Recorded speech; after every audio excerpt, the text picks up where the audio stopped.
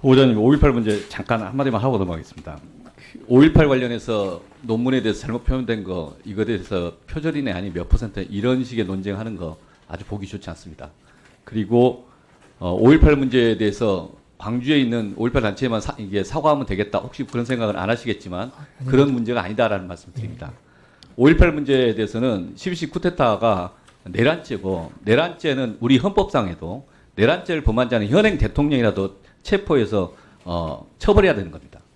그런데 그 내란죄 행위에 대해서 어떤 동조나 잘못된 표현이 있었던 것에 대해서 처절한 반성과 변명 없는 사과, 그 다음에 명확한 헌법 정신에 대한 인식을 보여줘야 되는 거고, 그래야 공직자의 자세가 되는 겁니다. 그러니까 이 문제에 대해서 인식이 잘못했다 이러면 공직자 자격이 없는 겁니다. 그래서 이 지점에 대해서는 이후에도 좀 더 오해를 사거나 주민들이나 국민들이 더 화를 불러일으키는 답변 적절하지 않다는 말씀드립니다. 다음으로 신영대 의원님이 아까 요청 자료가 있었는데 그 꼭 같이 제공해 주시고 오전 중으로 주시기 바랍니다. 이 내용 자체가 오늘 계속 저희가 질의하는 주요 의제 중에 하나이기 때문에 그렇습니다. 오전에 좀 전에 신영대 의원님 질의하신 거 제가 한 번 더 질의하겠습니다. 부담부 증여 관련해서 화면 보면서 말씀드리겠습니다. 화면 좀 보여주십시오. 예, 다음 페이지. 사례가 이렇습니다.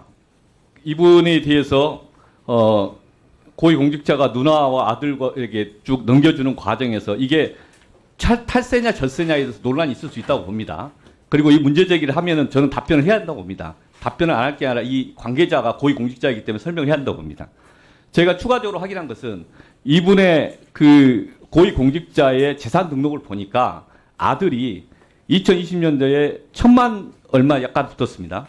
그런데 2024년도 신고한 걸 보면 23년 말 기준이겠죠. 재산이 약 4년간에 5억 2,600만 원 정도가 증가됐습니다.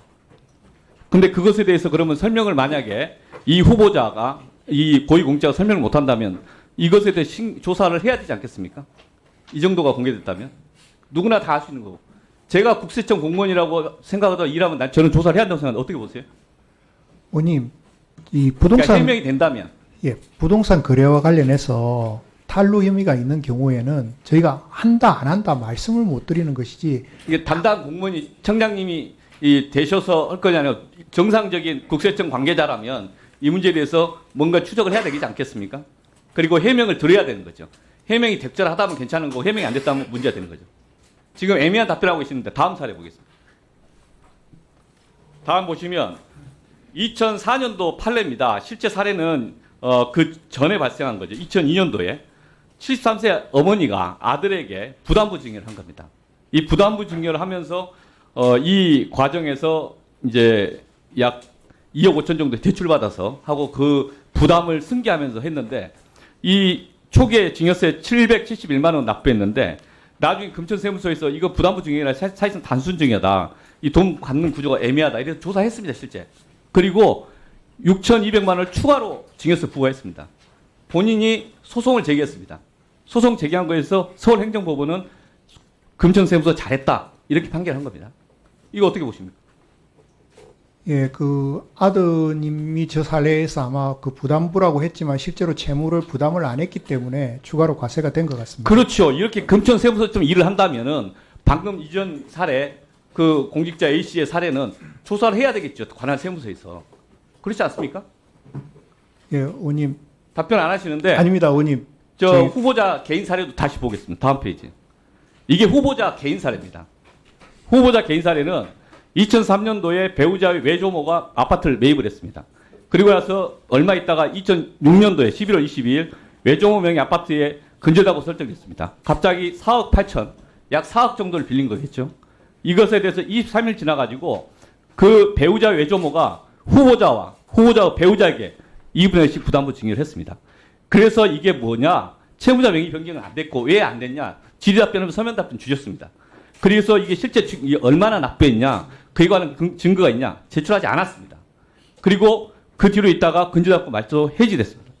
이것이 방금 그 사례 2004년도 사례가 2006년 사례 실제 이 판례가 있는 그 이후에 이 후보자의 경우에는 거래가 이루어졌습니다. 이 사례를 보면 거의 비슷합니다. 이 부분에 대해서는 후보자는 절세했다고 이야기하겠죠. 그런 거 아닙니까? 그리고 자료 제출하면 자료 제출 안 한 거죠. 의원님, 그래서 이걸 보는 국민들이 보기에 실제 본인이 억울하다고 생각할 수도 있겠지만 국민들이 외관상 보여주기에 국세청장 후보자는 세금에 관한 집행을 엄정히 하겠다라고 믿을 것인가, 뭔가 이상하다라고 볼 것인가에 대해서 질문을 하지 않을 수가 없고, 그래서 이 사례와 첫 번째 그 고위공직자 A씨 이 사례를 함께 생각해 보면 이것에 대해서 원칙적인 태도를 보여줘야 되는 것 같은데 후보자의 답변이 애매하다라고 느끼지 않을까요? 의원님 말씀이 100번 지당하십니다. 다시 그래서 그러면 다시 첫 제일 화면으로 가서 A씨 사례를 보면 어떻게 하시겠습니까? 4년 사이에 순재산이 아들 재산이 공직자 재산 신고 목록에 의하면 5억 이상 증가됐다고 해요. 그러면 이 사례를 그냥 뭉개야 될 것인가, 별 문제 없다고 보실 것인가, 금천 세무서처럼 조사할 것인가, 후보자는 금천 세무서와 같은 공직자를 함께 있는 분들을 적극적으로 지원하고 격려할 것인가, 그렇지 않는 이 사례는 할 필요 없다, 이런 식의 입장을 취하실 것입니다. 의원님, 제가 이거 입장을 묻는 겁니다. 예, 의원님. 부동산 거래와 관련된 탄로는 어떤 특정 경우뿐만 아니라 저희가 탄로 혐의가 있게 되면 반드시 한번 검증하게 됩니다. 그래서요. 이 A씨, 고위공직자 A씨 편법증여 의혹, 특히 아들이 배우자가 만약 A씨가 이 세금, 이 순자산, 아들 자산 5억 이상 증가된 것에서 해명을 공개해서 제대로 못하면 이런 경우에 금천 세무서처럼 조사를 해야 됩니까? 말아야 됩니까? 라고 묻는 겁니다, 지금 국민들이. 그에 대해서 지금 후보자는 답변을 못하고 있는 겁니다. 과거에 본인의 부담부 증여에 대해서도 답변을 자료 제공을 명확히 못했다고 저희들은 보고 있는 겁니다. 의원님, 그 부담부 정려 제 거에 대해서는 나중에 다시 혹시 기회가 있으면 설명드리고 이 건에 대해서 계속 답변을 못하는 겁니다. 아닙니다, 의원님. 저희가 부동산 거래와 관련된 탄로 혐의가 있으면 반드시 보게 됩니다. 원칙적 입장 표명이 있어야 자격이 있다 이렇게 보는 거예요. 그래서 그 답변을 기다리는데 답변 아직 안 주신 겁니다. 보고 계속. 예, 오경 의원님 수고하셨습니다. 다음은 존경하는 윤호중 의원님 질의해 주시기 바랍니다.